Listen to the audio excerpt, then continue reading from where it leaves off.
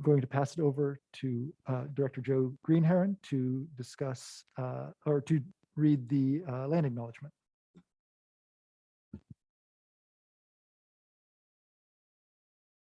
South Whitby School District acknowledges that we gather on the ancestral homelands, originally known as Chakotay and Luseed, the coastal Salish peoples on the lands of the lower Skagit, Tulalip, Swinomish, Nahomish, Stillaguamish, and who have lived here, who have lived in the Salish Sea Basin since time immemorial, who have hunted, fished, and gathered here, who have taken care of these lands. We respect their sovereignty, their right to self-determination, and we honor their sacred spiritual connections with the land and water. Please join us in expressing our deepest respect for the Indigenous people of this territory and our gratitude for their enduring care and protection of this land, which we currently occupy and share through the Treaty of Point Elliott, signed by 82 tribes in Mukilteo on January 22nd, 1855. Marnie often has a interesting thing to share to enrich the land acknowledgement, and I unfortunately don't have such a thing. But I will say that I have a colleague who works in mining, and he works on improving their outcomes. One of which is safety, as we also have here. And they have a sign up on their wall that says "Safety First." And they put their sign up, and they said, "Well, we did our job. We've got our safety first sign, and so workplace injuries should go down." But lo and behold, they didn't. So they went back to the drawing board, and they decided to implement a reading similar to this at the beginning of each meeting, where they would acknowledge something safe that someone had did to improve a culture of safety. So the reason I bring up this story is the land acknowledgement should be more than just a sign on the wall. It should be something that we call in and make it part of our culture to, as a board and as a district, be more inclusive and be a safe place for all people as part of our culture and not just a thing that we say. Thank you very much. I will acknowledge now that we had an executive session for approximately 1/2 hour before this. It was mentioned ahead of time, but there was no one present at the time. It was to review the performance of a public employee. We'll now move on to our discussion. As usual in a workshop, we welcome an open conversation, whether you are here in person or on the Zoom webinar. If you are on Zoom and you have something you'd like to say, please just enter your name and location, and just that to start with, and then start typing your comment. That way Dr. Moshe knows that you'd like to say something, and she can prompt me to let me know to pause discussion and we can get that comment in. We're going to be talking about goals, not just the school board's goals for Dr. Moshe, but also our goals for the board itself.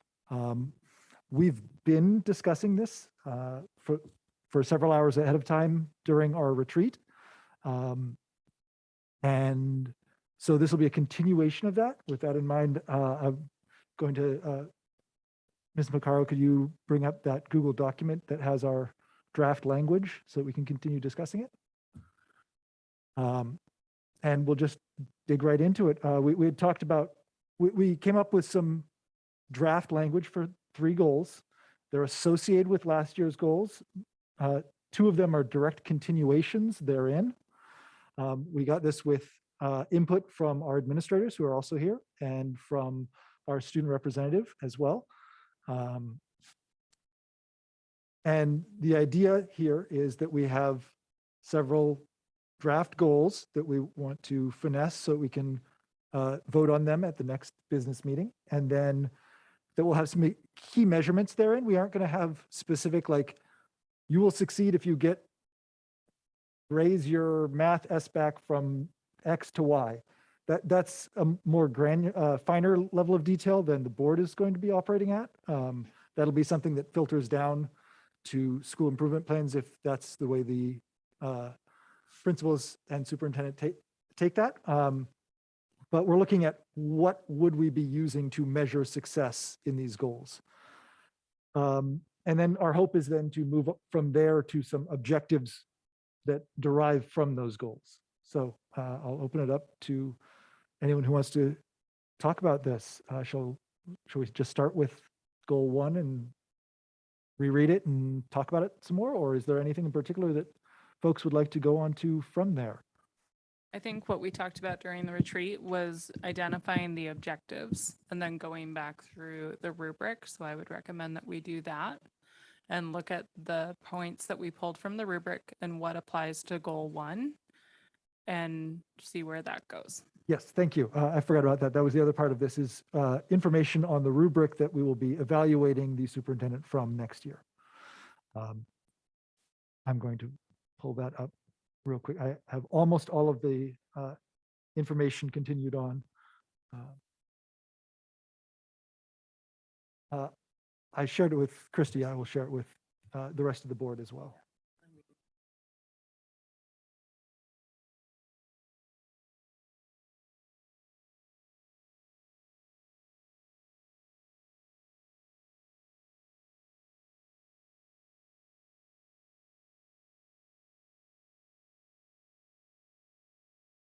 So it has now been shared. I'm going to work on getting the descriptions of the last 4 things from the rubric on there real quick as folks begin discussing this.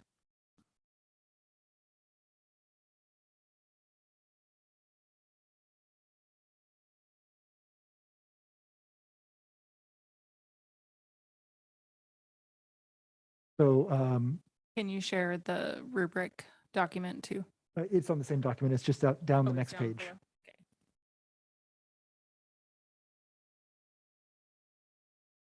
Like I said, there are 4 that I still need to transfer over.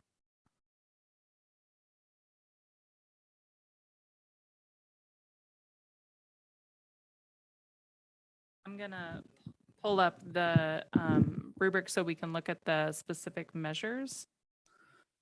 Right. The descriptions of what makes a basic, unsatisfactory, basic, proficient, and distinguished in each category. Yeah.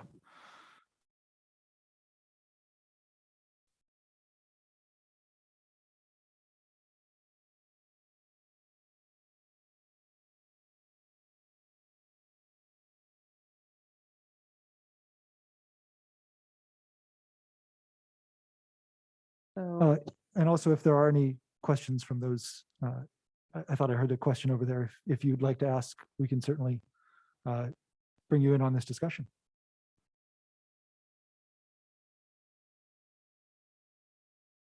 I can't see the thing very clearly. Bill told me it was something about inclusive community. Is that right? Here, I'll read the first draft goal.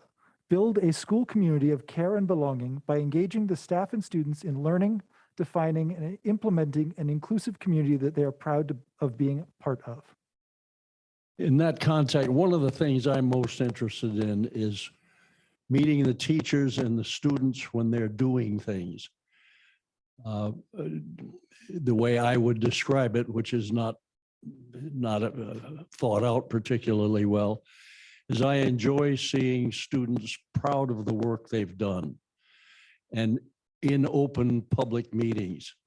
You have some kids in here every now and then, but I would really like to be able to, I don't know how you do it with the security issues you have, but I'd really like to be able to go into classrooms or have special days when the public is invited to see examples of what the students have accomplished.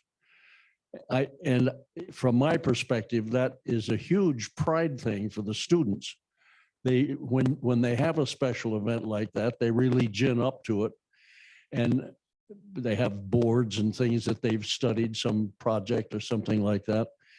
And I think it would be very good for the community. The community has some stress with the school district. And I think it would be very useful to invite the community in to see products that the kids have accomplished during the school year. So thank you. I absolutely understand that there are, as you acknowledged, security issues with bringing public into classrooms in particular, or common areas during the school day. But I know that we do have events at a number of the campuses, if not all of them, for showing off some of the student work. Most of it is for families. Most of those are for families. If any of the administrators want to speak up about particular ones, I can keep talking in generalities otherwise, but and so art events,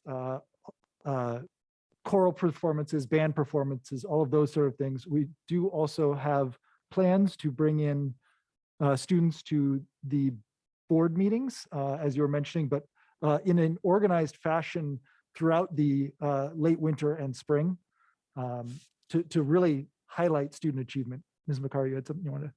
And another thing, for communications wise, I've been trying to get as much from the teachers and everybody to put on Facebook. So you're probably not on Facebook, but I can somehow figure out a way if you want me to send you some of the we've been putting on, like when the shop class had built a shed, you know, there's different things that they do and we get the pictures and the stories and get them out. I was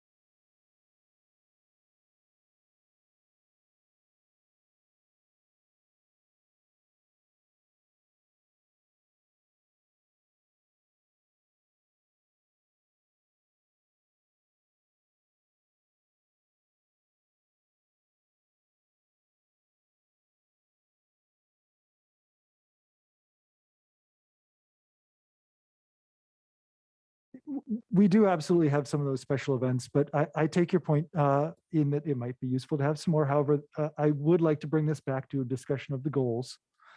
And I understand that it could be a goal to engage with the community.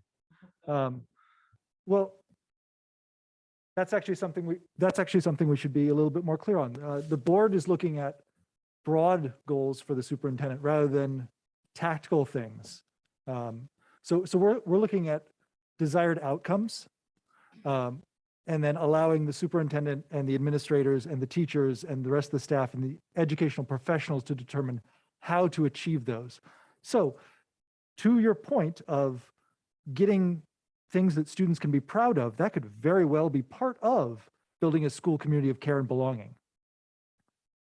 That could absolutely be something that builds into that. But that would be a tactical thing that we would leave up to the professionals rather than us coming in and directing. You will have X community nights per semester. Yeah.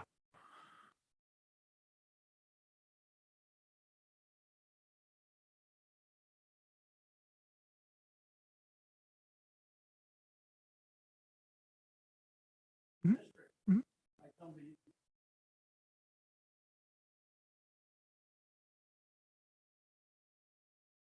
Right. I completely understand where you're coming from on that. But again, I really Well- want to focus on the goal. Did you have something you wanted to say? Well, Brooke, I do think that what is being shared could have a place in goal number 3 when we get down to that. One of the steps that I've been doing is I've been going down through the indicators that we had previously highlighted in our retreat, and I'm just kind of pulling out the ones that I think speak to goal number 1. So I'm putting my responses in purple if anybody else wants to pick a different color.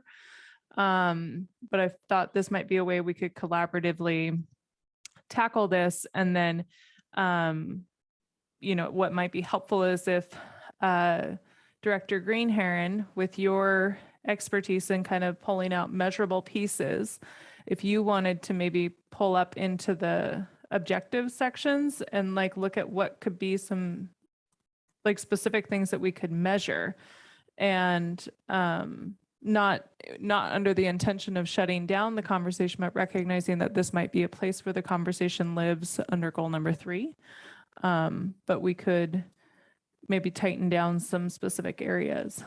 I'm only pulling indicators from the distinguished, and my rationale for that is because we would strive for distinguished. And then we would plan for that. Happy to adjust though. That's just what my brain is doing. Well, that was one of the things that when I was looking through the rubric for indicators, I was looking at the proficient and distinguished, because we need proficient, we want distinguished, is my view.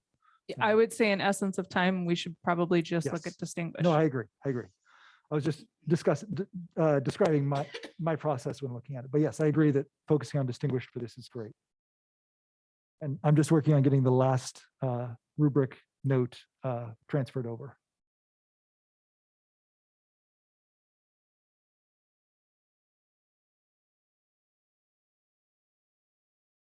The first one, okay. It, staff and teachers, I believe it said for that, is that correct? Uh, Is that correct? Well, Staff, Staff staff and, includes teachers. Yeah. staff and teachers. It Uh, says build a school community of care and belonging by engaging the staff and students Staff and in students. learning, defining, and implementing an inclusive community that they are proud to be part of. Okay. Is there an assumption that this community was exclusive? It's actually building a community of caring. It's an actual training that we're going to engage all of our staff in so that everybody has a common understanding of what that term means, because we don't have a common understanding of what inclusive is, what equity is, what community is. So developing a common understanding with all of our staff and students, so we're coming from the same vantage point. So I would assume then that teachers haven't been racist. They haven't been exclusive. In other words, this is a separate goal. I think that looking at that specific is beyond the scope of this goal. I think that the idea of including the word inclusive there is to make sure that we're looking at it to make sure that there aren't any areas that we are being exclusive, and if there are, to change them. It's not saying that we know that these exist. It's saying that we're looking for them and making sure that if and where we find them, we can change them.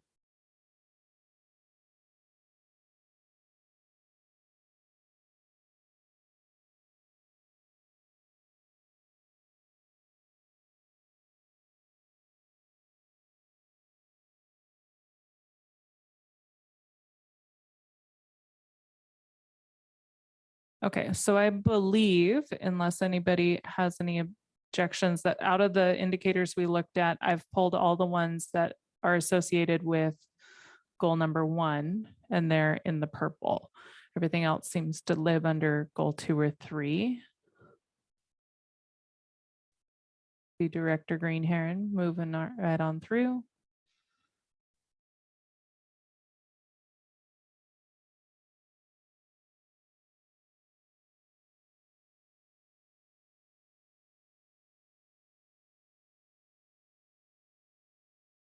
And Joe, if you have any specific things that we have in place, and I think under key measurements, if we think about the work you're already leading, what current programs, current initiatives, current conversations need to live under those key measurements? I certainly think all the work we've done around equity lives in that goal, and our work to elevate student voice lives in that goal. Our work with staff around restorative practices and expanding on that to create this culture of caring and belonging, and having common language around what that means. think that's the biggest piece. I think inherently folks are wanting to do the work, but we don't have common language around all of those concepts.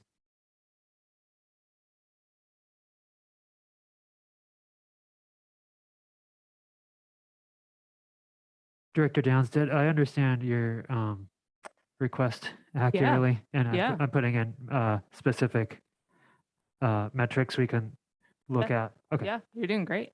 thanks. I'd like to make sure that, not right now, but we also look at some of the Healthy Youth Survey. Right, yeah, this point. is strictly CEE because it's the Yes. data that's top of mind for me. Yes, absolutely. We have a couple of questions from Margaret King.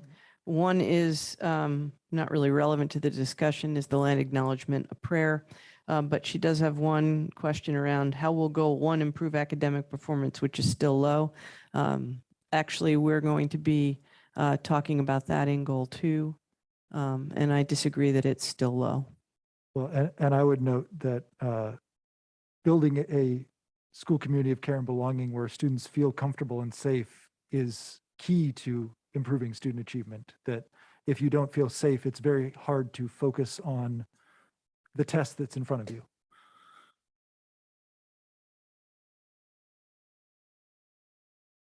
So then, Anne, leading on your superpower around wordsmithing the goal. So with what we've kind of pulled out from there, do you have language suggestions?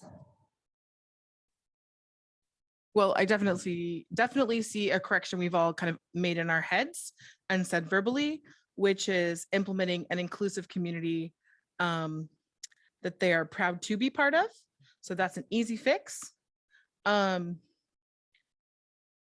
I think I just want to make sure, because one of the things we want to talk about as we're measuring this goal is, do we all have the same language, and we do all have the same understanding of the language?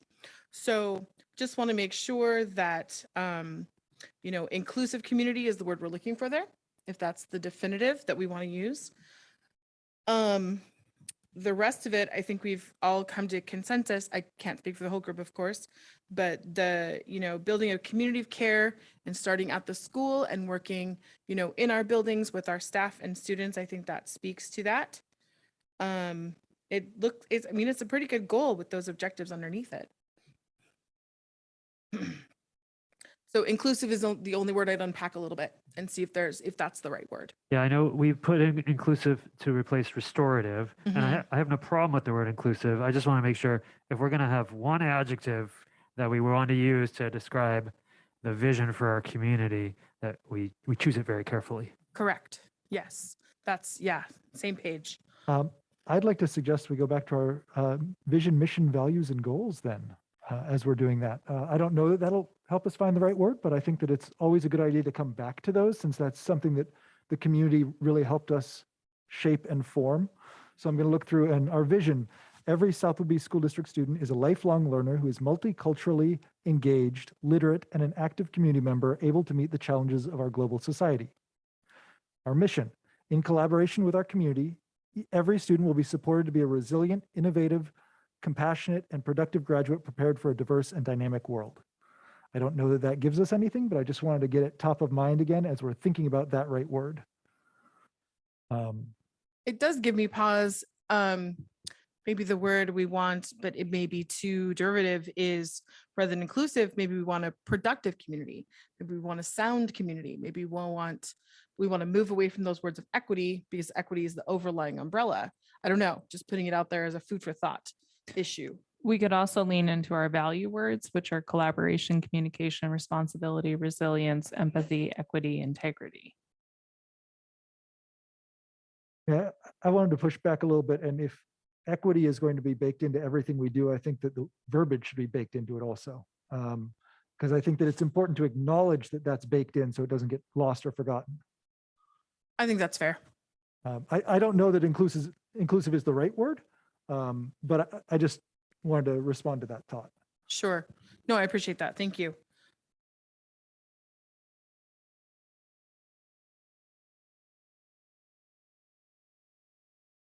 Another question: what is the metric to know this culture of caring is improving academics? Also from Margaret King. Well, and that would be getting in, our metrics for improving academics are part of goal 2 that we will get to very shortly. Exactly.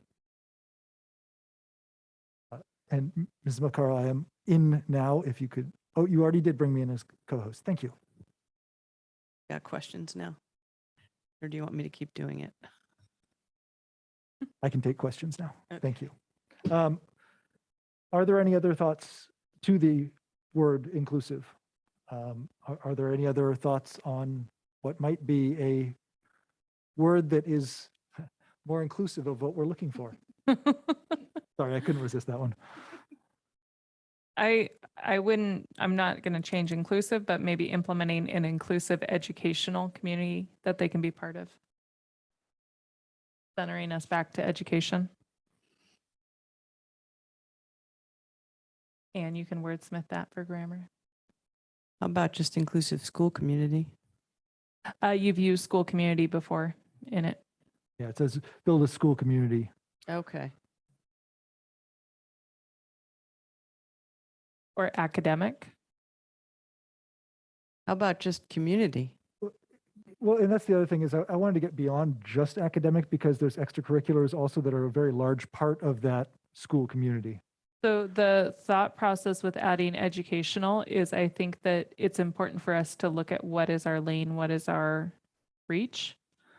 And so one could read that as implementing an inclusive community to be outside of the school. I think that's actually a good point because the lens we're looking through is the lens of education. So when we're looking at arts, when we're looking at music, when we're looking at athletics, when we're looking at calculus, they're all under the same lens of an educational process. And it ties it back to our mission. So I'm looking at our values for adjectives, and the one that jumps out at me is resilient, for a couple of reasons, but mainly because the word that was there was restorative, and in the workshop we were talking about, well, what does that mean? Like like how we were challenging ourselves to unpack it, and then but I think resilient is a similar word in that it's sort of a self-healing process, but without the trap of nobody knows what it means. I think my judgment is that there's a better shared understanding among our community of what the word resilient means. Well, and I'd like to go beyond, I think resiliency is an important part of this, but I think that it's important to go beyond just resiliency. I think it's important to make sure that everyone has a seat at the table and a voice and access to the educational process, which is kind of why I like inclusive there. But Maybe resilient could live in goal number 2. Especially as we consider students returning from distance learning. I like that. just tossing, are we ready to move on to goal 2? Yeah, I think grammatically and conventionally, we're okay here. So if we're comfortable with the language, I think we can move on. We've got one more comment or question. The mic right there. Believe you're supposed to end a sentence with a preposition. I noticed that too. In this case, it's okay for lots of grammar reasons, but we could play with that a little bit more if we needed to. I noticed that too. I thought it would get more awkward if we made it of which they are proud to, yeah. Of which they are proud to be part is where we Yeah. land. And that just sounds, Which they're proud to be members. yeah, it just, yeah. I thought about it in my head. We didn't discuss it, but it's an important point to keep up. Yeah. For me, it's more, just from my perspective, I think we could leave this in draft language for now. And then as we go through 2 and 3, we'll see a flow and a pattern so that we can come back to 1. And if we need to wordsmith that so that it matches the flow of the others, I think then we'll come up with a package that feels right. So let's move on to 2 with the idea that we may come back to 1 to look at some of the language. So I'll read this just to get us all on the starting page. 2, continue prioritizing training and implementation of culturally responsive best practices to close achievement gaps, increase resiliency, and measure individual student growth toward their chosen goal. And Andrea over there has already continued to prioritize training. Oh, Anne, sorry, Green. that's Anne.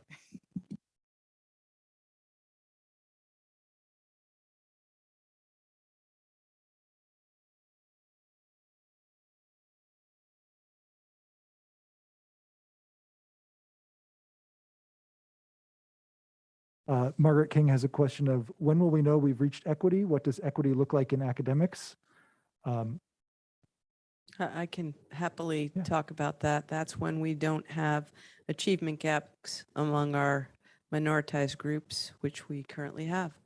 So we want all of our students to achieve at high levels and have no disparity among any of the groups in our demographics. And it's an ongoing process that will never end. Yeah, I would add, yeah, we may never reach full disparity, but the disparity shouldn't be, it shouldn't be predictable.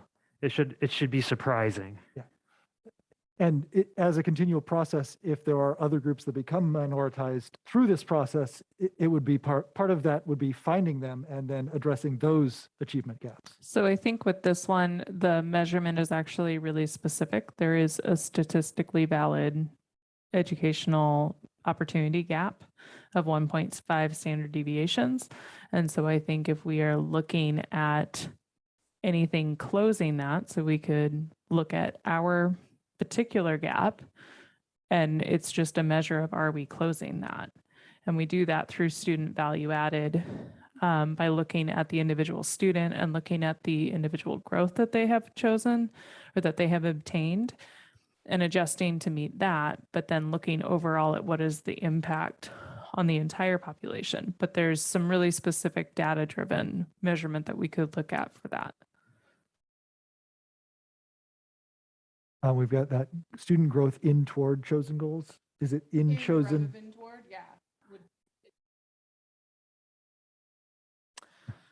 Check our mission for that one because that was mission language. Should we be a little bit more clear that that is regarding student growth goals as prepared by at the teacher level or something like that? Because I'm not sure if that's clear toward chosen goals or in chosen goals. Well, I wanted to acknowledge that not everyone is aiming for a four-year college, that some people have goals that are other than that, they might be looking to get into a trade school, that they might be looking to get into the military, they might be looking So, to get- yeah. so it's chosen, Future. it's future goals to a future of they choose. That would be in line Future with they our, choose, yeah. our Yeah. mission and vision. And I think we're going back to toward then.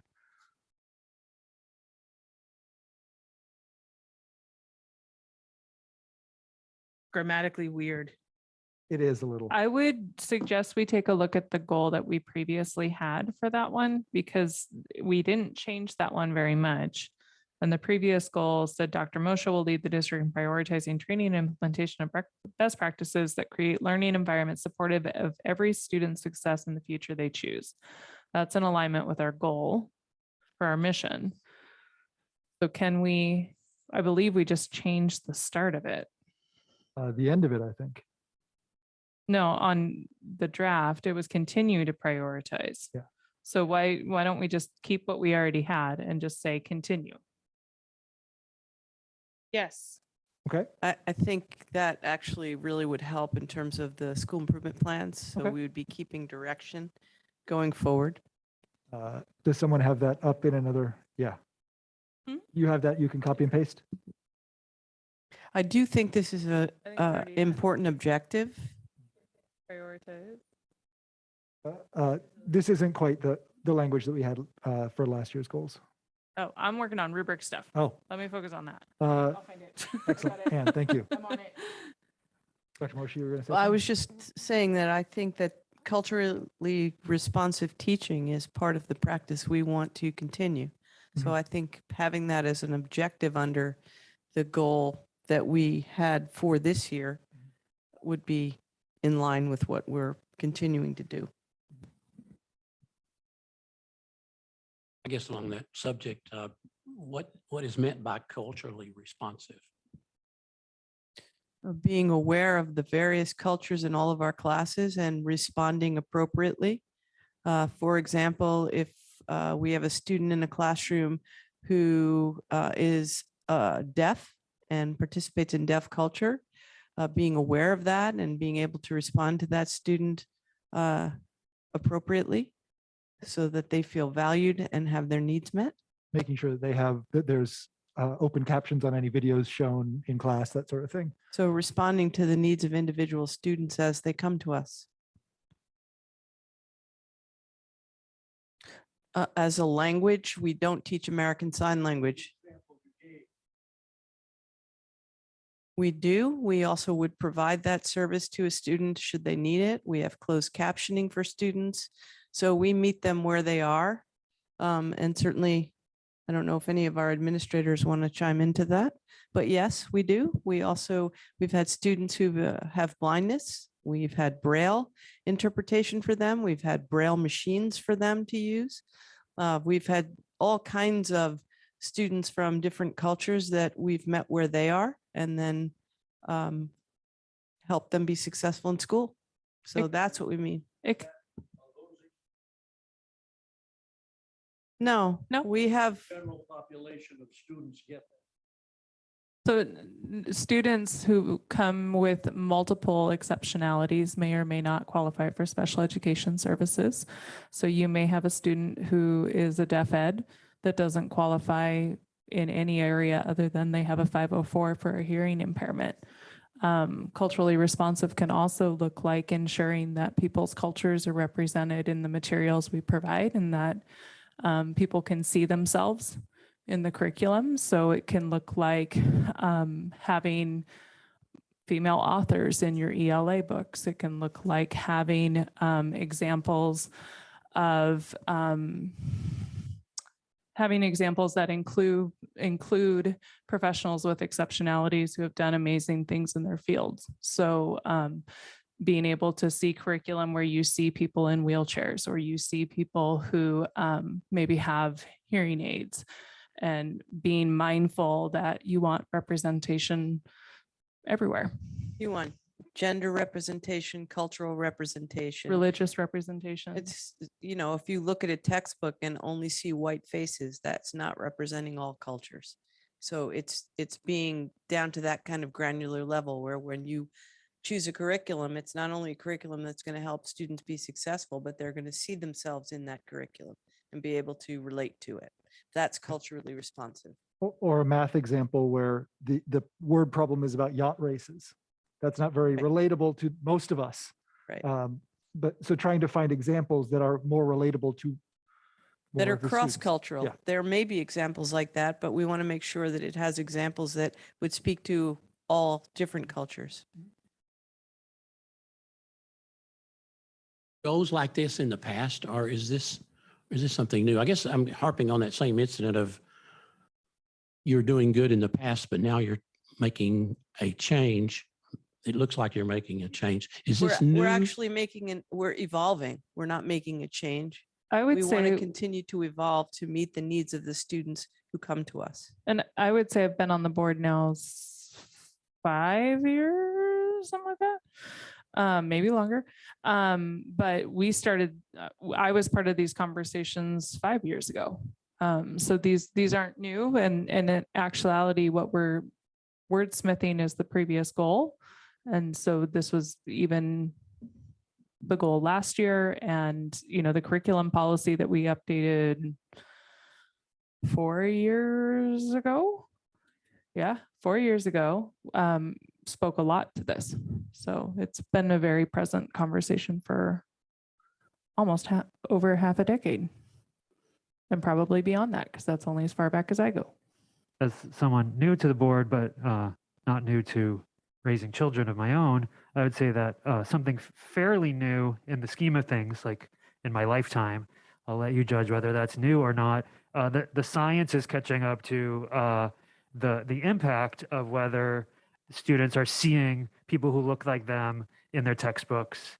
And so we can now point to research that shows that all students succeed more when the education, the materials are culturally aware. We do have a question from Margaret King that asking, Oregon dropped graduation requirements in order to reach equity. Would we drop standards to meet the goal as Oregon has done? I will note that in Washington state law, many of the graduation standards are in Washington state law that we do not have the option to break. That would have to be a state level decision if that was made. That's correct. And we do have several pathways for students to achieve high school graduation. And that's not only board policy, but options through the state as well. So we have no intention of, in this state, of dropping graduation standards.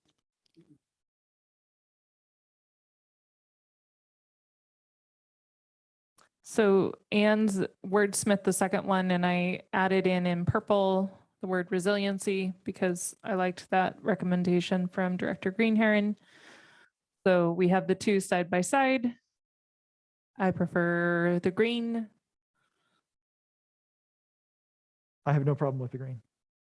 So I'll let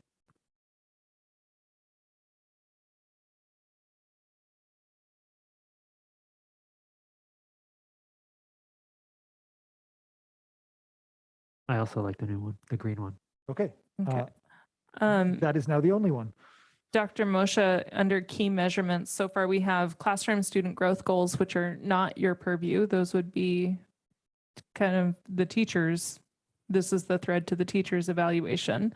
I added in our conversation about the value added data specifically from iReady and credit accrual for high school students.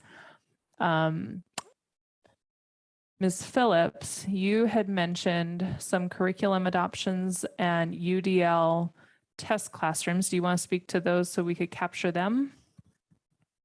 We were talking a little bit about some of the UDL conversations we had at a training we went to last month. Was talking about a model classroom of UDL practices and looking at, I know we have 2 people that were interested in becoming one of those classrooms and the potential of having more colleagues visit or utilizing a UDL rubric that was created through their Kayla, can you just expand on UDL Yep, so that sorry, everyone's thank on you. the same page? Sorry, long day. Universal Design for Learning. We attended a training with Katie Novak under the Inclusionary Practices Committee through OSPI. And we were looking at, sorry, I'm reading as I'm talking, creating a model classroom and then working on a percentage of whatever we decide, teachers engaging in that practice of, peer-to-peer classroom walks and visits and discussion about how they're utilizing and engaging in inclusionary practices.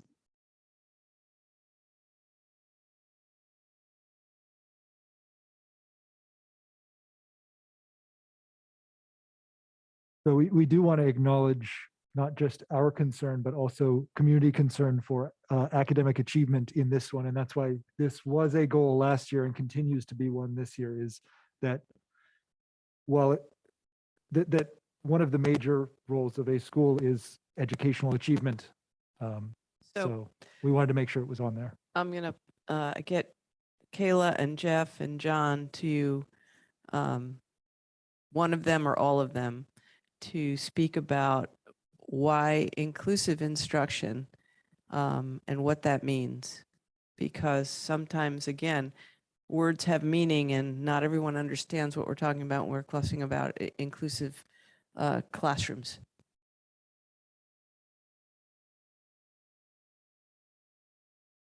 This is our 3rd year of being part of the Inclusionary Practices Project in Washington State.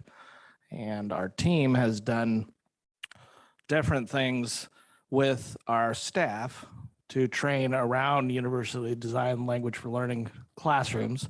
And this last year, our goal was to get peer-to-peer observations going in the classrooms between teachers, where they could show off their practices and then have those practices modeled for other teachers. And that was, in my opinion, really successful in that we had almost 100% of our teachers, K through 8, actually do observations with their peers, get that feedback from each other, and it wasn't evaluative. So there wasn't a principal-teacher evaluative relationship. So where we're going next year is to say, okay, we've modeled it, we've observed it, we've talked about it. Is there anybody interested in hosting a classroom that really can put these practices on high display so that people can come frequently and check that out and model it? In reality, most What- teachers are using UDL all the time. What does it mean? What Okay, does you. universally designed instruction mean?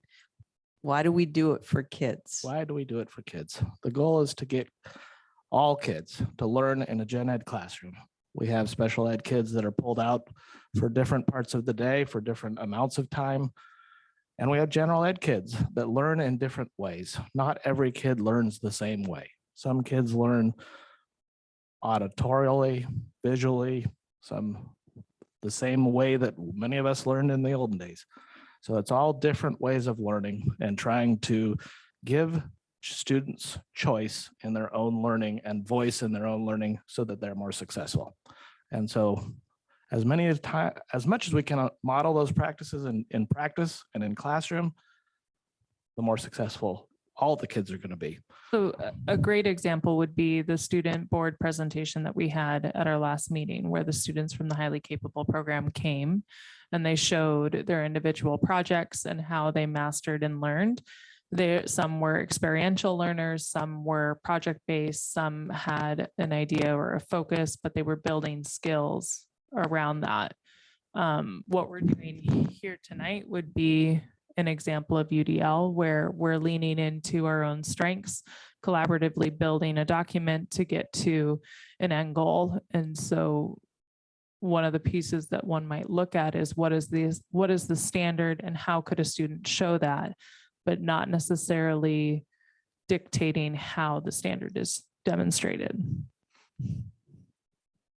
For the high school, I'd like to Can I add, just add one last thing real quick? please, go ahead, Didn't mean to step Dr. on you. Finkhauser. Okay. One of the key things that we learned at a conference that we went to a few weeks ago is how important it is for the modeling of this language to be throughout the school board goals and language, in the teacher evaluation goals, in the principal goals for the building, modeled from beginning to end of the system. That cohesive modeling of the ideas around universally designed language for learning is so key to the overall success of it being implemented throughout the whole district. So I'm really super excited about the board movement on this, because your action and continued support of this work is really important to our overall goals as we move forward. Sorry. Oh, you're fine. I think it's important. High school is a little different because we have graduation requirements. Obviously, there's the state standard. You have to have 24 credits to graduate. At South Whitby High School, you have to have 30 because of our 8-period year. And Andrea, you know this, it used to be also another graduation requirement is that you had to pass state assessments, the SBAC. But now the state has 9 different pathways that students can follow to meet that assessment, to meet that requirement. So at South Whitby High School, for example, a majority of our students do pass the state tests. The second pathway that's most used is the CTE pathway, proving and showing a pathway that they're college and career ready. Again, there's 7 other pathways too. So that is, I think, a lot more inclusive for our high school students for graduation requirements. I don't know if you wanted to add that too, the pathways. One thing that I did add, and I put it in bold because I think it's up for consideration, is we're looking at value added data from iReady and credit accrual. And I want to also honor and recognize that some of our students don't access at that level. And so I'm wondering, and this is a genuine wonder, but would staff appreciate the board's acknowledgement that for some students' growth, it's going to be meaningful progress towards IEP goals? And would that feel supportive to some of our teaching staff to see that we acknowledge that that's hard work for a lot of our kids? And does the board have any concerns with that? I think an important note to that is that an IEP goal is not done with student and an IEP case manager. It's done with an entire staff.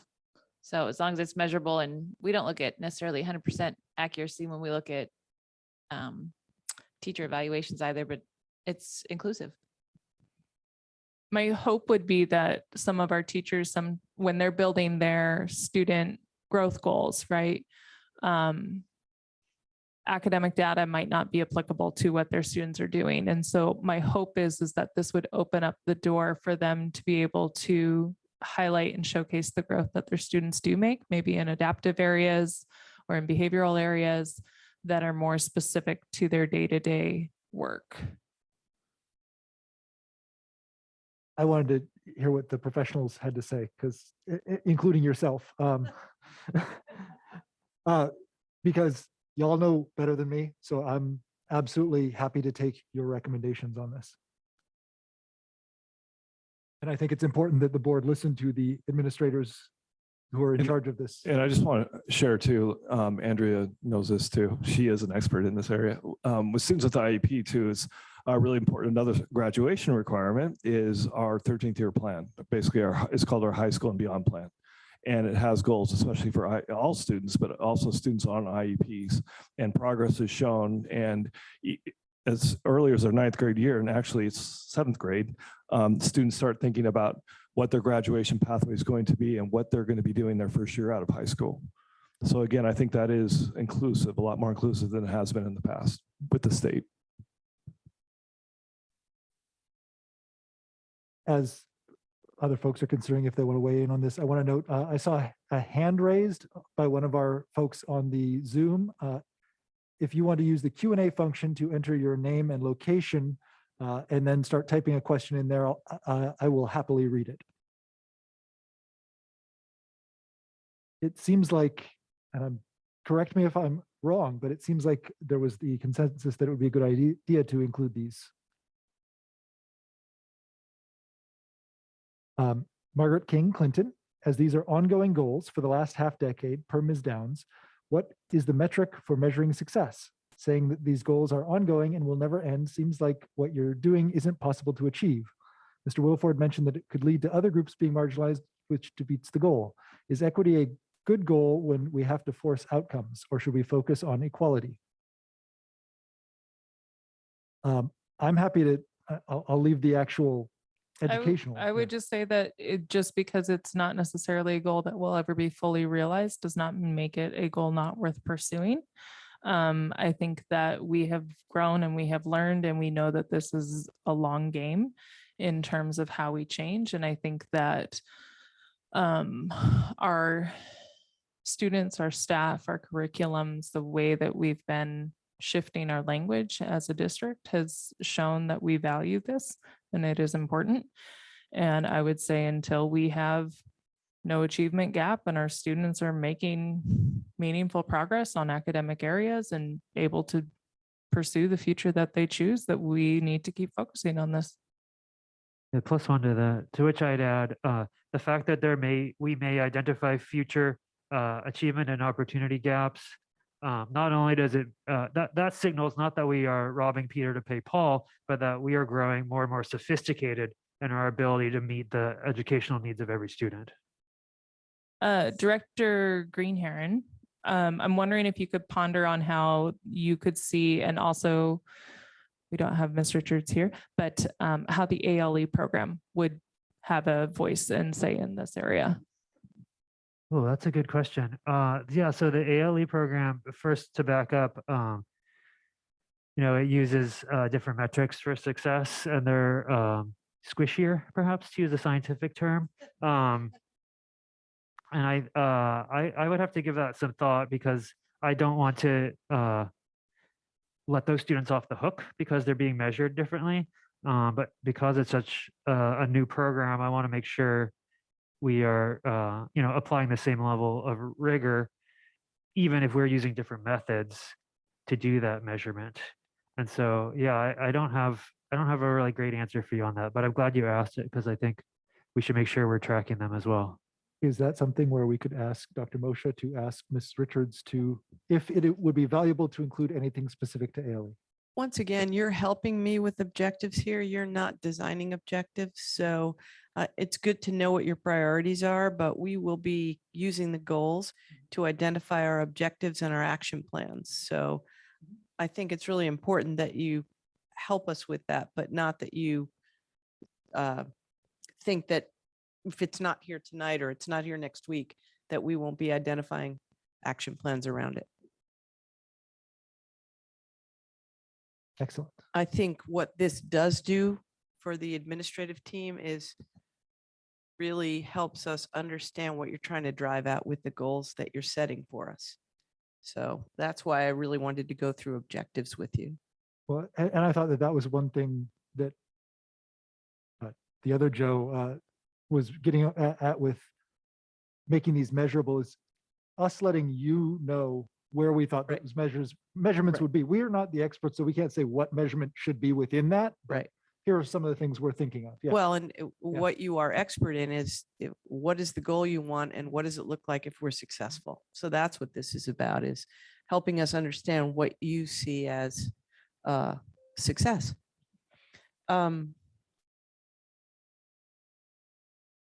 How are we feeling on number 2? Mike, please, and then yes. Are the action plans something in writing and are they available to the public? They will be presented to the board at a October, I believe. So yeah, we have a calendar of when these things happen. So October 12th, we will be presenting basically our school improvement plans, which will incorporate these goals and how they're going to be measured. And after that meeting, then yes, they'd be public, but we have to develop them, and that'll take the balance of the summer to develop our action plans for next year. And some of that is they'll be presented at a workshop, I believe, and then October yeah. 12th is a workshop, and And- then And that would be the opportunity for the community For to the- weigh in on- and point out anything they thought we'd missed or whatever it is. Mhm. Um, right. The school improvement plan process starts when we get back to school in September. So these goals are developed now. Over the summer, the administrative team, after July, when everyone's off, in August, we come back and we start to put this into how we think we can go forward. And then principals work with staff through the month of September to develop that plan with staff buy-in. And then they present it in October to the board, and that becomes the work plan for the year. And we'll be touching back on them 2 other times during the school year. Right. We'll give an update in January and then again in March on progress. Excuse me, it sounds like you have 2 months of school going before these plans are in place. Is that correct? That's not correct, because we already have a plan in place. It's an annual plan. So we're gearing up. Every October it gets presented, and that's the year-long plan. The cycle of the school improvement plan is not directly aligned with the cycle of the school year. I guess I'm wondering, do the principals and the teachers start school without the new plan in place? They're currently working on the plan that is in place now. We have a curriculum and instruction plan already, and we are gearing up all that we're going to start in September, but the specific metrics and measurements that we will use for these key measurements, we're going to work on that toward October. But no, the teachers will come in September, ready to go with the plan in place. It's the measurements that we're talking about, not the goals. I would also add that they're using the month of September to assess where students are coming in after summer, and then meeting with their administrators to set their specific learning goals and their specific goals for the year. And so our administrators need our direction on how to help support and guide those teacher meetings so that they're in alignment. And So- all of this is not new. This is the structure of how our school year goes. That's been the flow of how a school year goes. It's Maybe it should change, but that's how it's been well, for a very long time. and it's not just South Whitby. No, Most it's the districts school year. operate That's in how this a way. school year operates. Okay. Okay. Third goal. On to 3. craft and begin, what we have currently is craft and begin implementing plans for best use of our district assets in the future of the district, including the execution of a facilities bond. So this is talking towards looking at what we have in the district, financially, territorially, staffing wise. I alluded to it at our last meeting. We have facilities, we have programs, we have lots of land. How are we utilizing that? How are we going to make best use of our staff and school facilities? So in August, we're going to start that conversation. We have a sense of where we need to go, and in August, we'll start that conversation. And it's in conjunction with what we also need for the bond, which has already been in planning since a year ago. This goal is actually very clear to me and it's measurable. The only thing I did was we used the word district twice, but if that's what the sentence calls for, that's where we are. So I mean, theoretically, we could just say our assets, but I think our district assets makes it clear.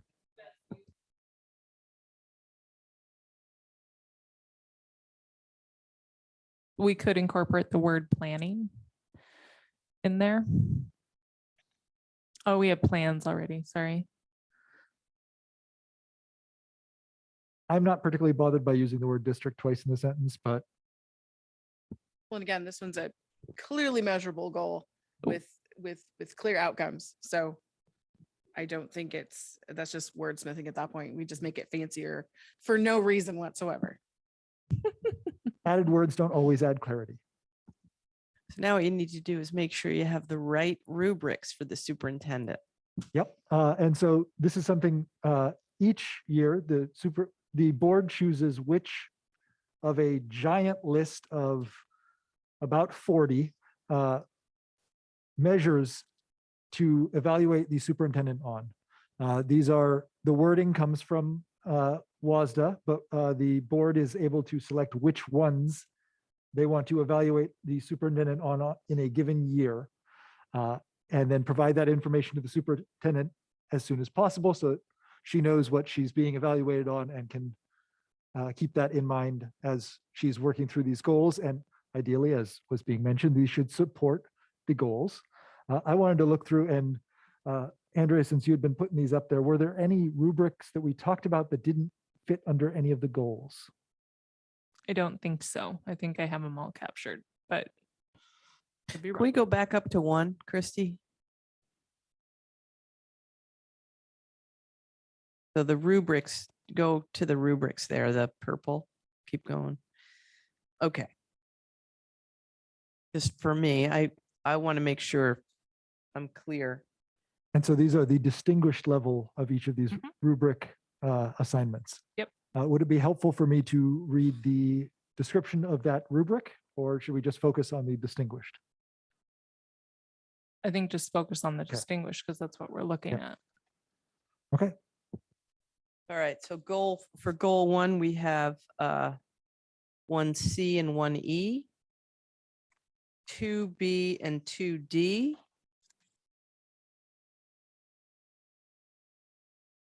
Not C on 2, right?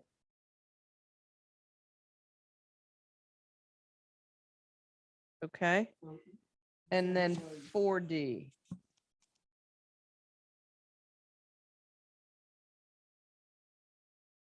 I'm going down lower on the document to note which of these rubric is being associated with which goal. So we've got 1C, 1E, 2B, 2D, and 4D, correct? Yep. Okay. Okay. For 2,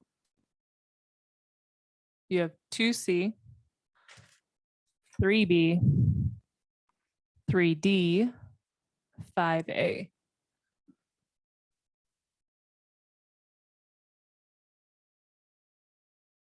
And we're shouting out numbers and letters. These are associated with various standards. And then there are specific rubric and entries under each standard. So for instance, when we say 1C, it's holds board and staff mutually accountable for striving toward vision. So that would be what we are evaluating Dr. Moshe on if we choose that one. We usually aim for 9 to 12. We have 12 currently listed, so it'll be a question of whether we want all of these or if we want to call any, or if there's any that we've missed Okay. that we should replace something with. For the third goal, we have 6E, 6F, 7B. I miss any? Nope, got them all, each and every one once.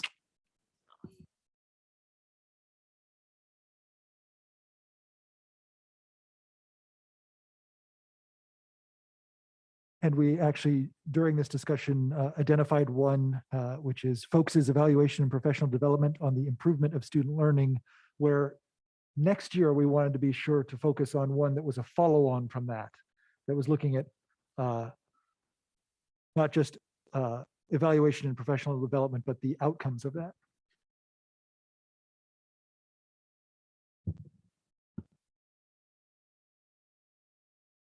Are there any that folks think have been sort of duplicating effort? I'm looking at all the ones under one to see if there's anything that we're duplicating effort on.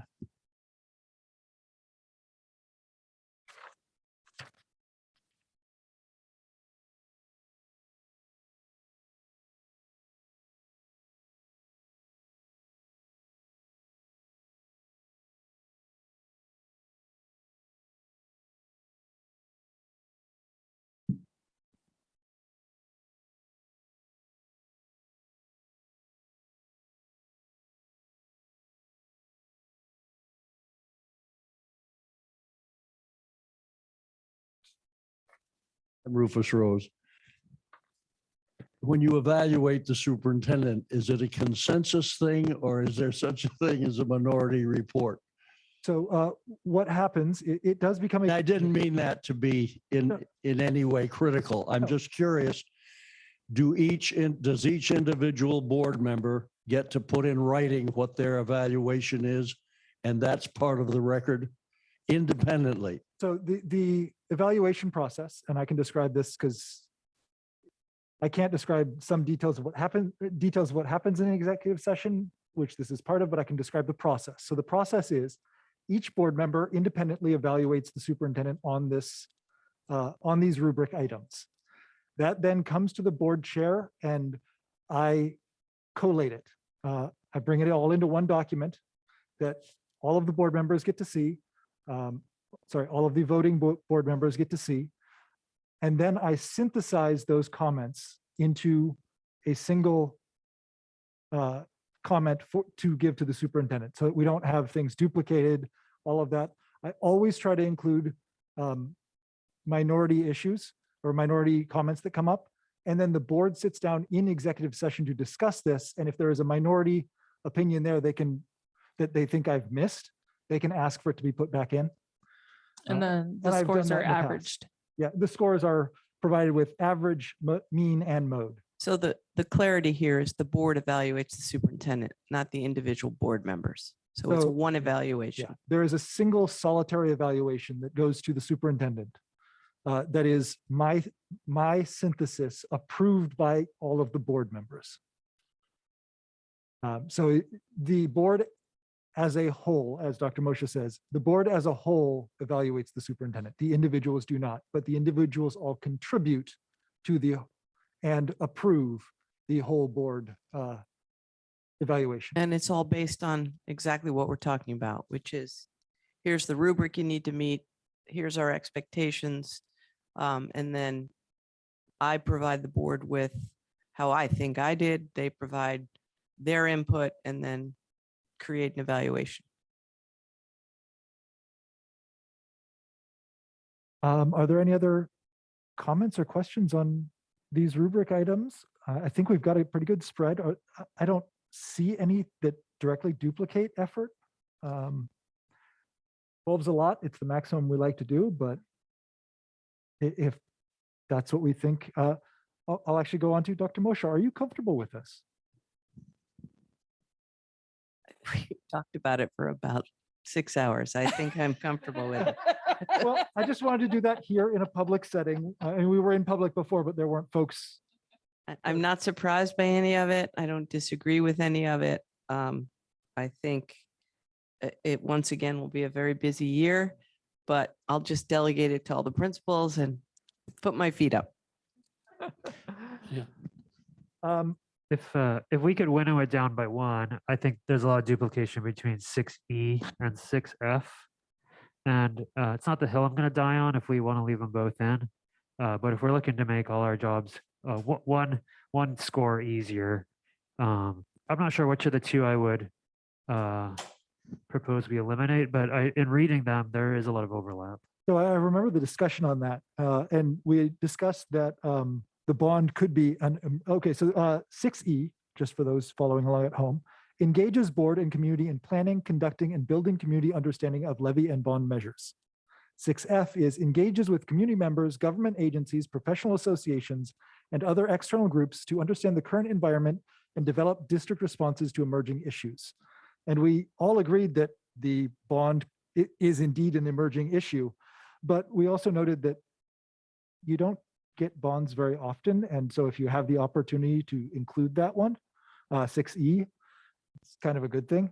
And I think that we had talked about the fact that 6F covers other things as well. Yeah. It's not a The hill I would question die on, but- is, to me, it's not about a hill to die on, it's about priorities. Yeah. Do you want 6F to be a priority? Because that to me is about working with the community on things like available housing and use of school facilities and so on. I don't need to put energy and effort into that, but if the board's asking me to, then that would be the rubric you're looking at. Yeah, and I think that's something we've been discussing and has generated interest from each of the board members. So Yeah, when you put it that way, I think I'm a little strong. I feel a little stronger about removing 6F. Not that it's unimportant, but that we're sending a signal that this year the bond is the important issue, and that while other issues may emerge, we don't want to proactively or preemptively direct the superintendent to need to address all of them in order to meet her job responsibilities. well, I'd push back on that a little bit and say that we have emerging issues that we've been discussing. For instance, the use of the facilities and Right, right but sizing. I actually, now I'm looking at Joe and saying he's right. Which thing do you want me to focus on more? You want me to focus on how we use our facilities and getting a bond passed, whether or not we engage with the greater community on housing and so on may not be this year's priority.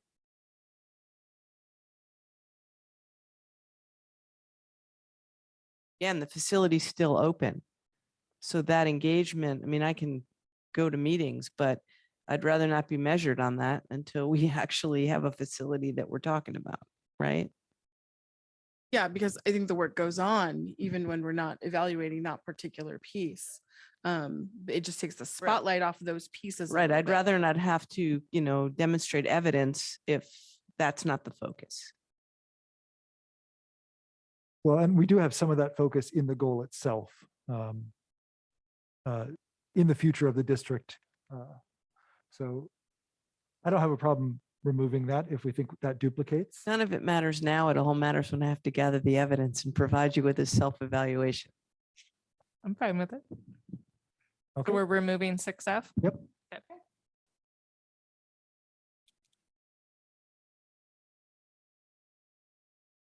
And that gets us to 11 rubric items, which is the same number we did this year, this past year. Have a question? Trying to understand this, the rubrics will be used to help evaluate the superintendent. And you have decided on measurements for those rubrics? No. So Christy, do you have access to the superintendent's rubric? No. Okay. I can share my screen. Hang on, give me a second.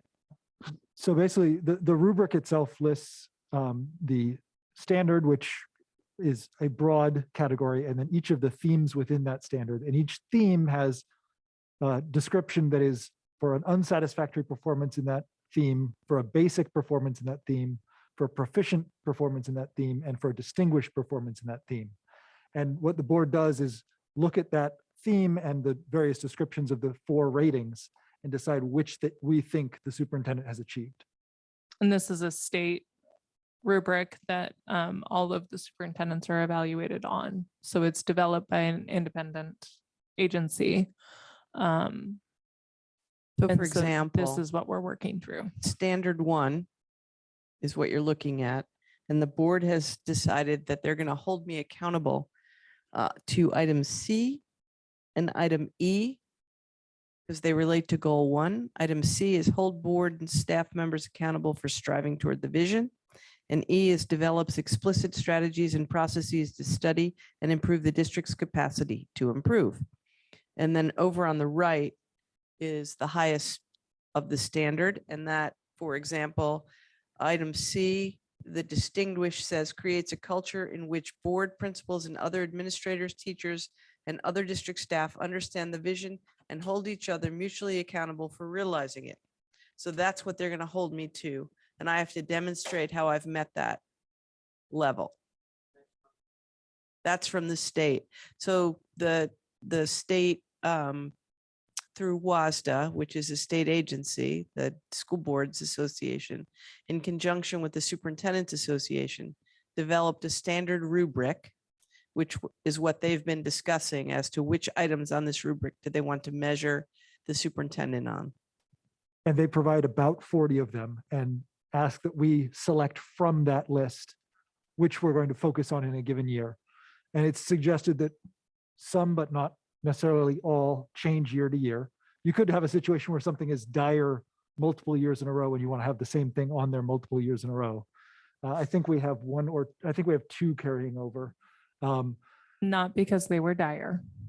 Right, because we still consider it a priority Because that it we was want to still, evaluate the. still appropriate. And so we select a group of them and they have a suggestion that you select from different categories every several years. And we've been doing that. We've been looking at what's new that needs to happen in each given year. So you could, do you have the authority to add in the state? We can go outside Just this, curious. if we get the approval of the superintendent for doing so so because this- it's in the contract. The superintendent's contract has some language in it around evaluation, and the board has policy around the superintendent's evaluation. And they coincide with one another. So for example, the superintendent's contract says that the board will evaluate the superintendent in conjunction with the rubric developed by WASDA and WASA. But may also set its own goals like it did last year and create measurements. Now, what this board has chosen to do is they create their goals and then they find, which is what they've been going through, where on the rubric does that goal fit? What is that? So that it's both. They set the goals, but then they pretty typically superintendent goals are similar. They're similar enough that what this board is doing is what other boards do as well. So how do we measure the performance of the district, AKA the superintendent, to determine that we're making progress? And moreover, one thing that we're focusing a little more on this year is being able to point to specific metrics within the survey data that the students, the families, and the staff are already taking yearly so that we can have a bit more rigor in being able to point to something and say, see how this is improving. It's not just Dr. Moshe's word against ours or, finger to the wind. We can point to a trend that is showing that the district is meeting these goals. And the same thing happens with the superintendent's evaluation of the principals. All right, they put together a school improvement plan based on the board's goals for the superintendent. How are we doing? How is student performance going in conjunction with that? So as we look at student performance, and the board has indicated key metrics that they want to make sure we include, how is the district performing? So again, 3 goals that we're looking at is one is around culture, one's around student performance, and the third one's around facilities in the bond. So it's pretty clear. Any other comments or questions on the superintendent goals or rubric evaluation? I'm not seeing anything online either, so we'll move on from that. We do need to talk at least a little bit about board goals. We can continue that at a later date, but we do need to discuss that as well, because these do pull from what we want to happen in the district and support that. And this is something we didn't get much chance to talk about beforehand, so you get to see how the sausage is made here. And this is something where we want to also reach out to Dr. Moshe and the administrators and ask, how can we help you achieve these goals? You can stay focused on the goals and not get distracted, so that we are around the vision and mission. I mean, that's one very clear way that you can support all of us, because I think the work gets in the way of the work.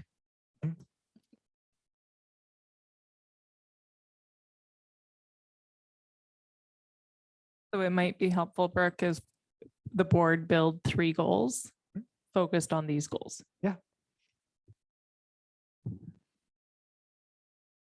Do we have a copy of last year's goals? So we can kind of start, review those, because since we do have some overlap in our superintendent goals, we may want to consider some overlap in our board goals as well. Last year, we did not align our board goals as well as we could have with the superintendent goals. I can pull those I up agree also. entirely, but yes, it's a place to yes. start rather than They're, from they're nothing. right here in front of you on the screen. Perfect. Awesome, thank you. They're in the shared document, Christy. Yeah. Do you have that? Not this document, my shared document. Okay, I'll look while you do that. How many documents? Exactly. Document inside a 1 document, million documents. inside a document.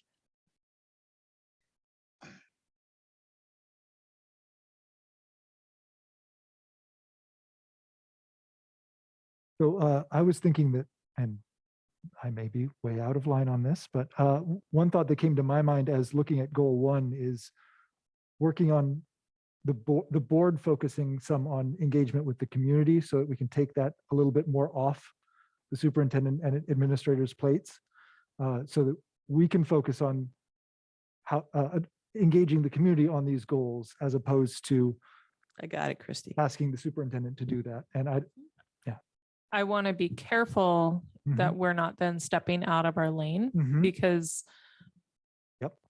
I think this is an area that we have to tread lightly, because it's very easy for us, if we're looking at how we mirror those goals, to move into the realm of we are now doing the work, and we don't do the work, we set the how, we set the what. So I think when we build these goals, we have to look at it from how do we support developing and guiding the what, and we can't dabble in the how. Yep. And so for me, taking on community goes into the how. Okay.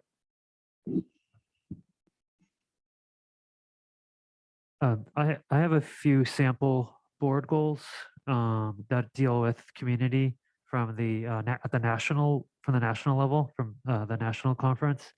I'll just read them out to see if they help us tread that line, and they're goals that we would want to adopt related to the community. So the first one is the board ensures there is a community-wide climate of commitment, respect, and trust. The second is the board keeps the community informed of its actions in a positive, continuing manner. And the third is community involvement in the schools is demonstrated and encouraged.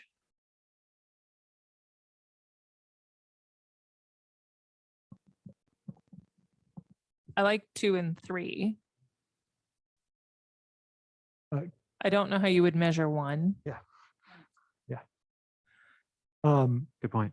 Can you reread 2 and 3? Yeah, 2 is the board keeps the community informed of its actions in a positive, continuing manner. And 3 is community involvement in the schools is demonstrated and encouraged. I have concerns about that line with 3 also, because anytime we're directly involving community and a school, that feels like we're stepping on the toes of the folks over here, or at least that it should go through them, because it's their school to administer.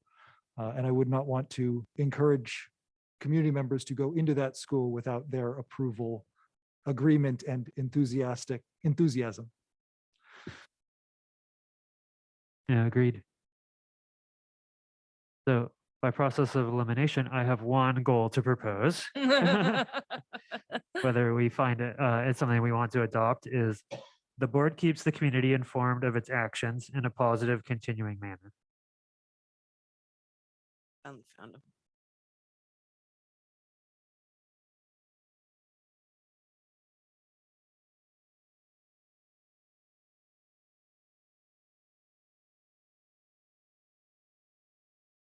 Okay, so we have, so they were short-term goals, and there was a single goal, and then there were short-term goals beneath that. Yeah, I'm remembering this now. So the overall board goal was to learn, engage, and communicate to understand student needs so that all are supported to achieve the mission and vision. Within that, we had connecting with scholars and alumni, connecting with staff and community members, and connecting with members of this and other boards.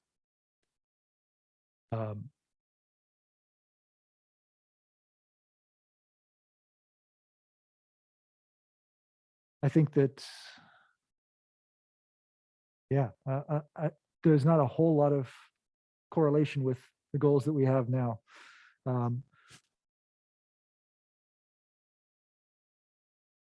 So, but there was though, because we talked about what indicators would we look at during our walkthroughs to see goal number 2. We looked at, so there were some connections in there, but it was us trying to stay in the lane.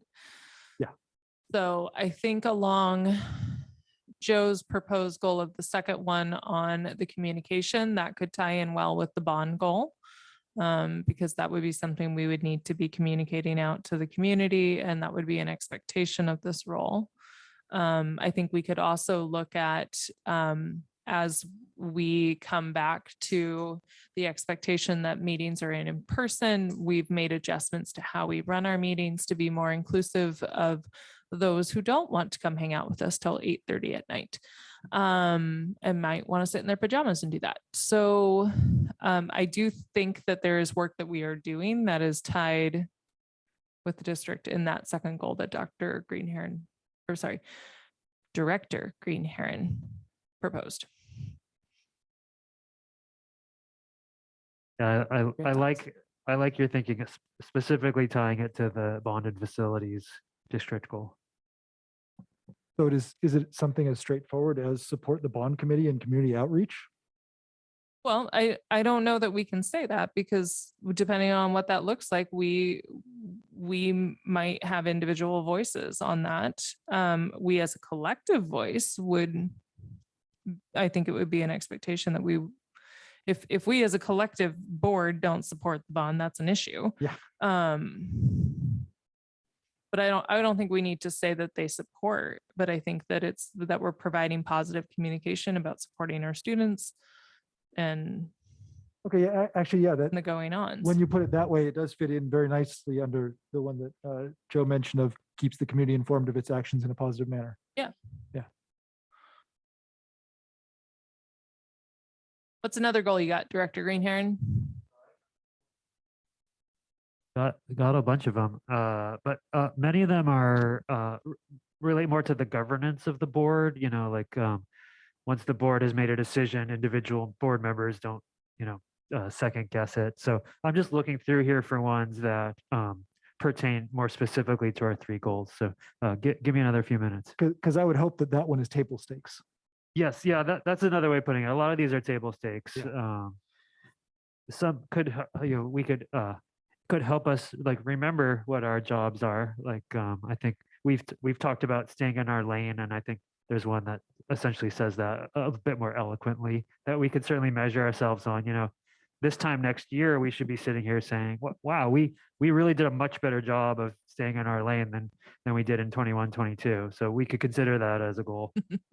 What if we had a goal around demonstrating universal design for learning in board meetings? So looking at ensuring that we have captions on, we do have board members of differing abilities, and with exceptionalities on the board that would benefit from that. And so we could. That's actually not that difficult. Mm-mm. I think you can do it with Zoom pretty easily, Mhm. right? Make Yep. it transcript. But I think it's that coming back to the how do we model it Mhm. and being really intentional and thinking about how do people access. We've done a lot of work around it with the mics and the videos. You know, we always have visuals on the screen. Those kinds of things are usually in place, but what else could we look at? That was actually one of the things that was demonstrated at our conference, was modeling it during board meetings. So awesome. Almost like we work together, Dr. Finkhauser.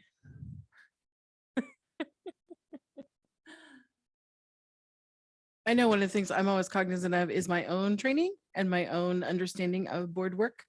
I don't know if we want to build a whole goal around it, but I know a lot of the work we've done in the last year, just because we've had some board turnover, we had an election, we've got new members on the board, you know, and I know we've spent a bit of time, which was really valuable, but also takes up time in public meetings of being educated or educating ourselves on how we should be conducting ourselves in any moment of time.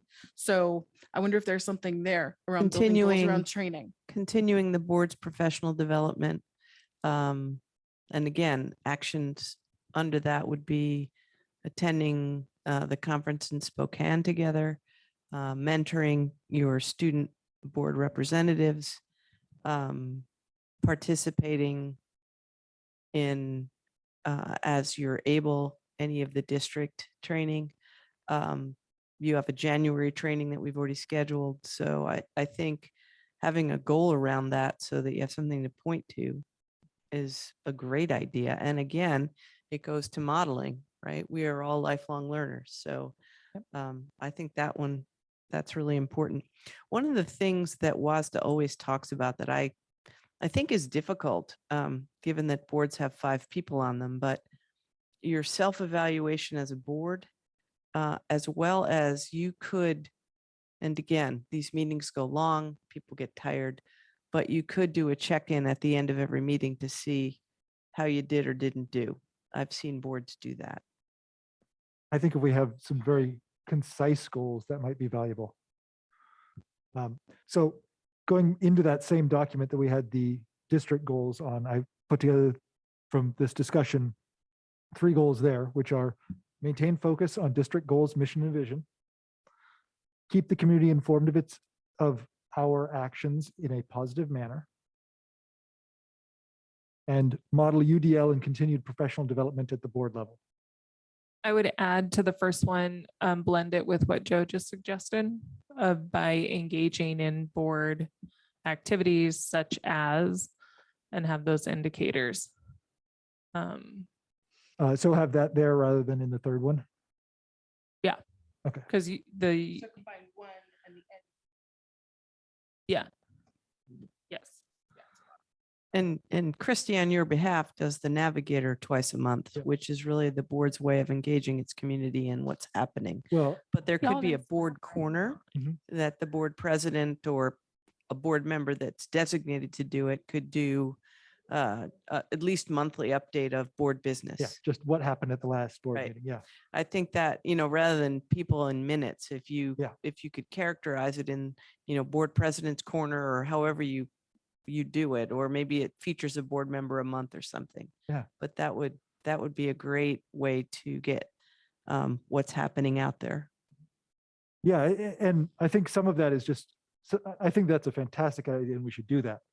In my mind, some of that was also just in how we present ourselves at these meetings and engage with the community at these meetings and in other community engagements.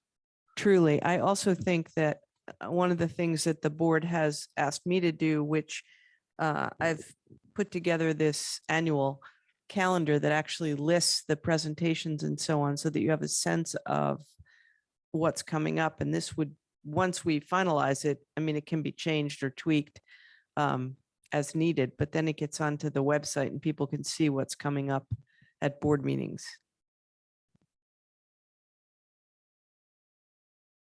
So Andrea, I'd like to work on that first goal and just how you were envisioning that. coming together.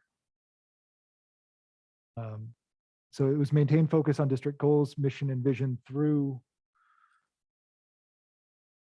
What was it? Yeah. What was the thought there? Through continued involvement in professional development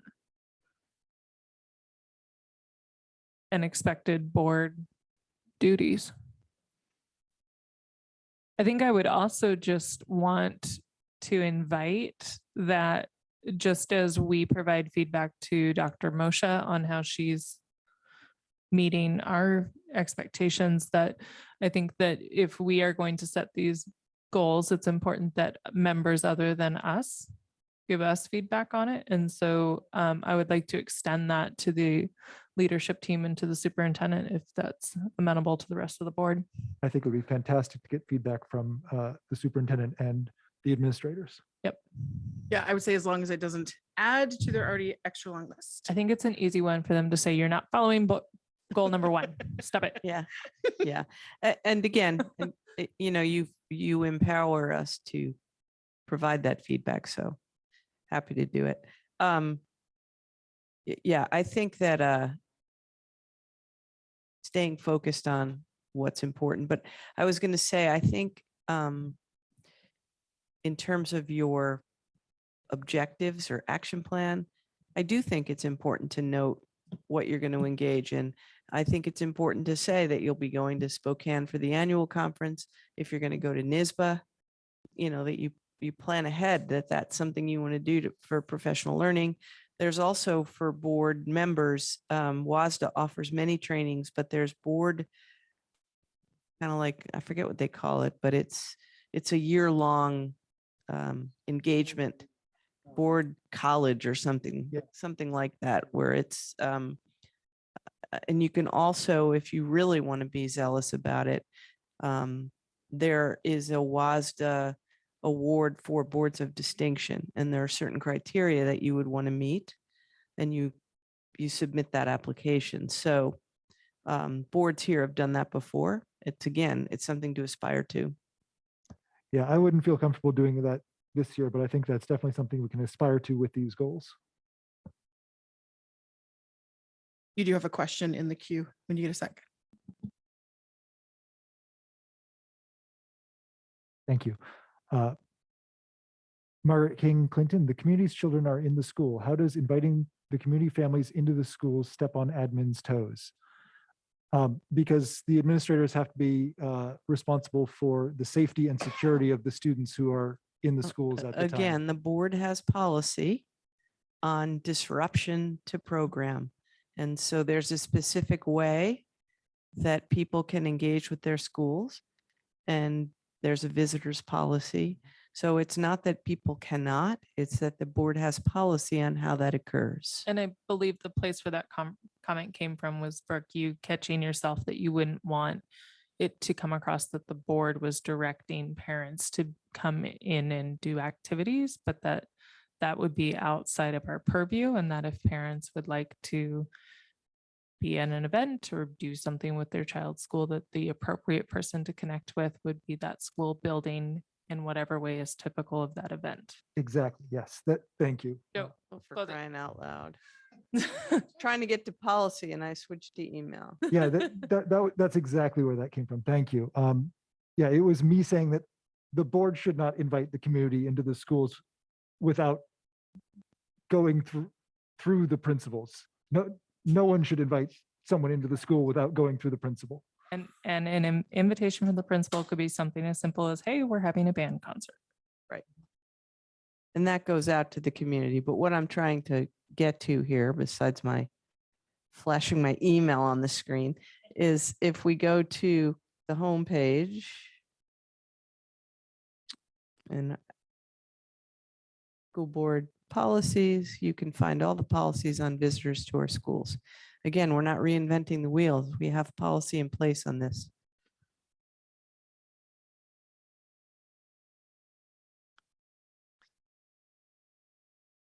Now I'll go back to sharing. While you're pulling that up, Yep, go I ahead. So, believe it's 4200P, procedures, safe and orderly learning environment. so I added 2 proposals to the board goals list. One is the more eloquently stated, the board stays in its lane goal. And then one that maybe a duplicate is like more eloquently stated, the board works on the mission and the board sticks to the mission, vision and goals that it has set. So the board stays on task, I think is probably what that one would be called. I was looking at these and sort of feeling like those are definitions of what the board does rather than goals. But Oh, interesting. like, yeah. like, again, these are, They're in my table mind, they're stakes. table stakes. But if we want to add them on there, I think we certainly could. But in my mind, that would be just to make sure that we're doing what we should be doing anyhow. I think they're definitely encompassed in, measurements of what we're doing here in some of these bigger thoughts, bigger goal thoughts. So I did come to the policy. It's on the screen. It is about safe and orderly learning environment and of an environment free from disruption. So again, it's not that we don't want people in, that there's a practice and a policy for the way people can come into the environment. So again, if folks want to know how to relate to their school, they can go to board policy, look in the 4000s, and it's all about community relations. Yeah, and part of 4200 is visitors. The board welcomes and encourages visits to school by parents, guardians, community members, and interested educators. The superintendent shall establish guidelines governing school visits to ensure orderly operation of the educational process and the safety of students and staff. And then that goes into the procedure that follows, which is basically check in. Right. So we know who's there and Welcoming visitors for events and so on is fine, but one does not just come into a classroom and sit in the back of the room and watch what's happening. It's just not the way it works. So that gets back to science an observer changes the experiment that they are observing. So back to the board goals. Thank you. Yeah, no, so yeah, in my haste to find these goals, I didn't see the first goal that someone else had written, which I think covers the spirit of what I had added, but much better. So I'll remove my other ones. Good, I'm glad we had that covered. So then we have 3 goals and 1 explicit invitation to the building and district administrators to assist us on keeping on goal. Thoughts? From the community as well? So to reread those, since we don't have it up currently, number 1, maintain focus on district goals, mission, and vision through continued involvement in professional development and expected board duties. 2, keep the community informed of our actions in a positive manner. 3, model UDL and continued professional development at the board level. We have professional development on there twice. Should we remove it from the third one? Or is it important enough to? I think we could go either way. The place where it could get called out is some of the trainings that we are required to do that are also in alignment with the district, such as the equity training, where that would be different than maybe our own personal professional development as a board. So it could be shared professional development.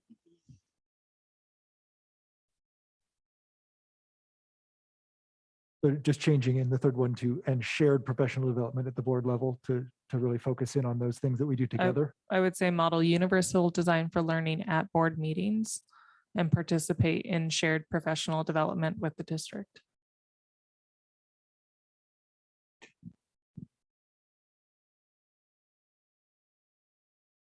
Okay. Question? Yeah. How will you model UDL? By involving it in our board meetings. So tonight would be an example where we had the shared document displayed up here, and we were co-writing on it so you could see it evolve as we created it. We also model it through using mics and having this meeting broadcasted to families at home. We model it in that we divide it up based on strength of each individual board member, what part of the goals that they took in to play. We engaged in dialogue, which it may work better for some people to process and to articulate their thinking. We had a visual for people who needed to process and articulate their thinking that way. We had the option to work in the document to shift and move around. So if you notice, while certain conversations were occurring, I was putting things into places. Part of that would be an accommodation for somebody with ADHD who may be able to focus on multiple tasks at one time, and actually doing something routine like that allows them to focus deeper into the conversation. Reading things out loud for those who are Yep. auditory learners. Paper copies. Paper copies for those who work better with that. And, thank you for providing all those examples. And that's all just from one meeting.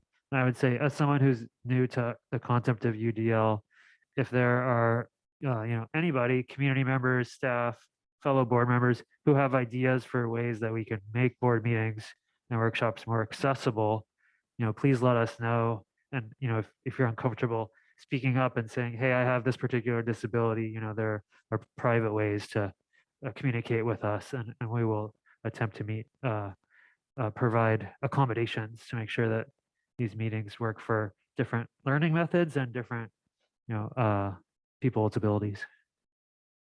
We do have a question from the community. Lori Johnson from Langley. Is there a resource for community to understand public education and board operations in layman's terms and not in educational language that could just create more confusion?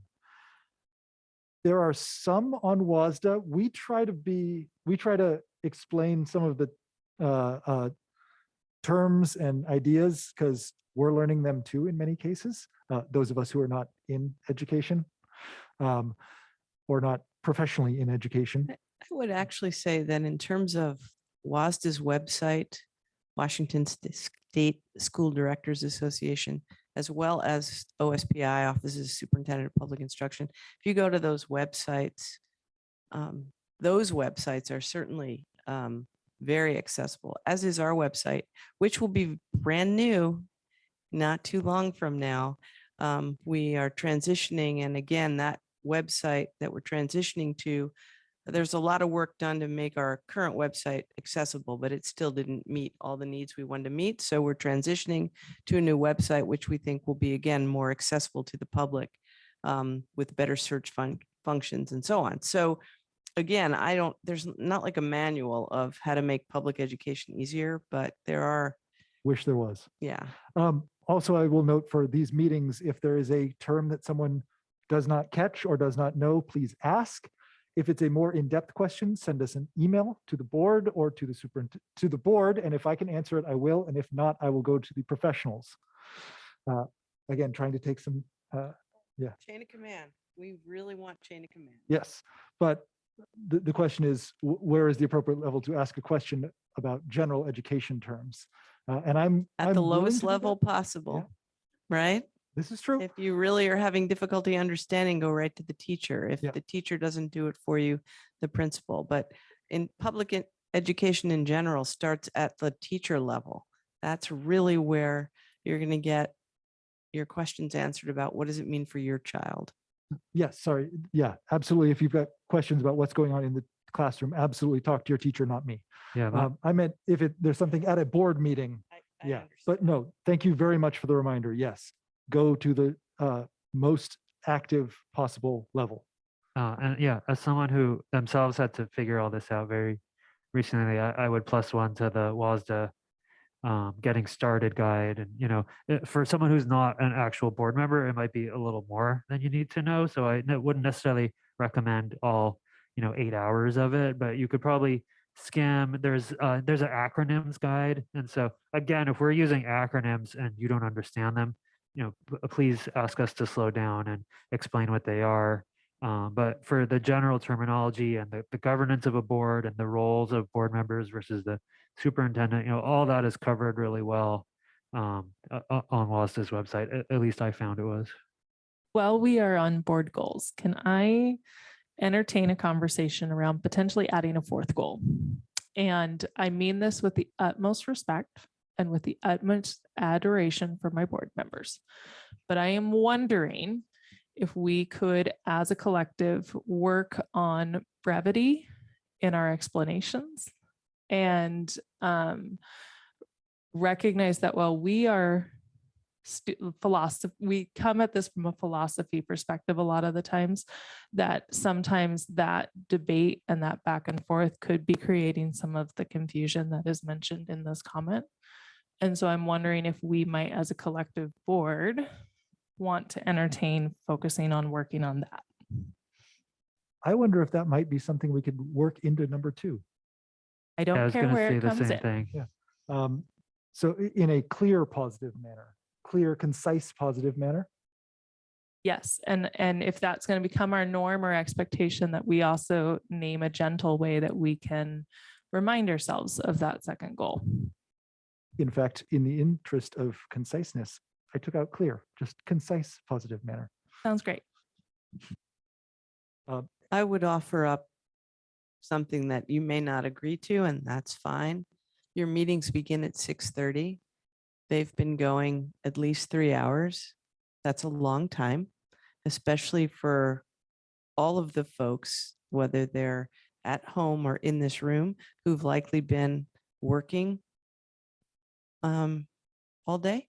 So I wonder if you might want to, and I mean this sincerely, indicate that, our meetings routinely will be 6:30 to 8:30. We'll leave, have 15 minutes for public comment for the best we can. Maximum, we'll have presentate, that kind of thing, where you streamline your meetings, not to disengage your public, but to be respectful of all of your time and the time of your administrative team. I would like to take that as a personal challenge in keeping with our new goal too, that as board chair, I attempt to move things along in a more concise manner. Speaking of which, are there any other board goals that folks would like to discuss, or should we complete this portion and complete the workshop? I'd like to revisit Director Downs' suggestion that we normalize some sort of shorthand to hold ourselves accountable, whether it's something like this, so that we know that we're not doing it. The reason we're doing it is to hold ourselves accountable to goal number 2. How about 2? 2. Because tapping at your watch, it can be impatient and kind of rude, but if you're just 2. Yeah. Okay. Works wonderful for me. One hand. Okay. I'm old. That's an old one. I see nothing, no open questions on the Zoom. Are there any other questions here or comments here? Okay, I will now declare this meeting adjourned.